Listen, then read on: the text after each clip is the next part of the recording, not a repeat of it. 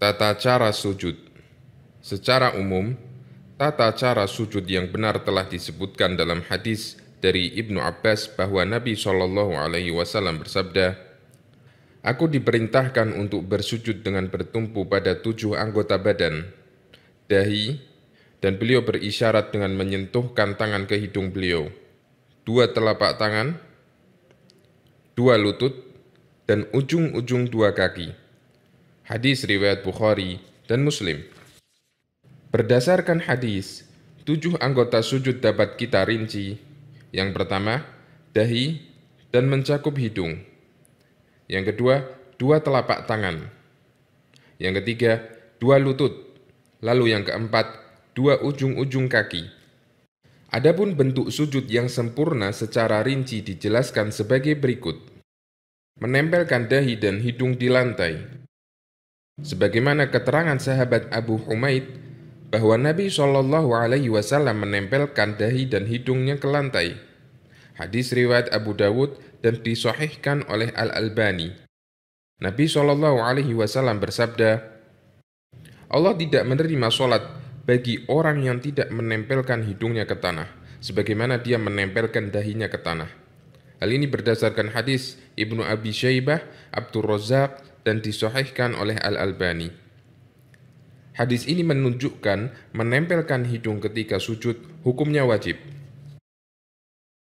Meletakkan kedua tangan di lantai dan sejajar dengan pundak atau telinga.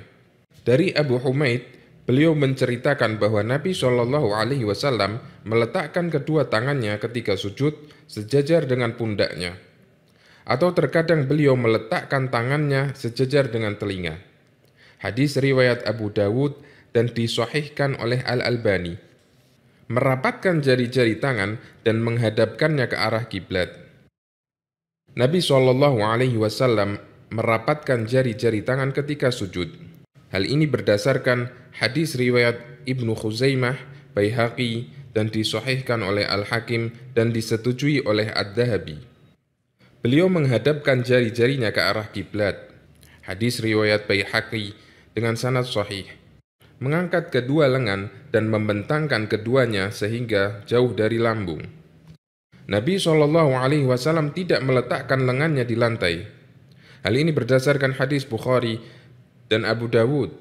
Nabi Shallallahu Alaihi Wasallam mengangkat kedua lengannya dan melebarkannya sehingga jauh dari lambungnya, sampai kelihatan ketiak beliau yang putih dari belakang. Hadis riwayat Al-Bukhari dan Muslim. Rasulullah Shallallahu Alaihi Wasallam melebarkan lengannya sehingga anak kambing bisa lewat di bawah lengan beliau. Hadis riwayat Muslim dan Abu Awanah. Nabi Shallallahu Alaihi Wasallam sangat bersungguh-sungguh dalam meregangkan kedua lengannya ketika sujud. Sampai ada sebagian sahabat yang mengatakan, sungguh kami merasa kasihan dengan Nabi Shallallahu Alaihi Wasallam karena beliau sangat keras ketika membentangkan kedua lengannya pada saat sujud. Catatan: membentangkan kedua lengan ketika sujud dianjurkan jika tidak mengganggu orang lain yang berada di sampingnya. Jika mengganggu orang lain, misalnya ketika sholat berjamaah, maka tidak boleh membentangkan tangan, namun tetap harus mengangkat siku agar tidak menempel dengan lantai. Karena menempelkan siku ketika sujud termasuk tata cara sujud yang terlarang. Menempelkan kedua lutut di lantai.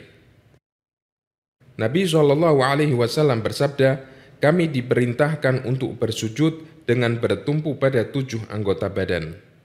Salah satunya bertumpu pada kedua lutut. Hadis riwayat Bukhari dan Muslim.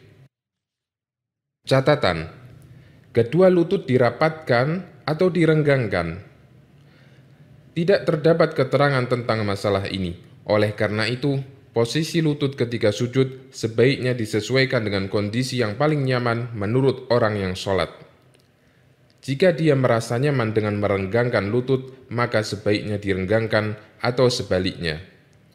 Syekh Ibnu Utsaimin mengatakan, hukum asal gerakan sholat adalah meletakkan anggota badan sesuai dengan kondisi asli tubuh sampai ada dalil yang menyelisihinya. Bersikap i'tidal ketika sujud.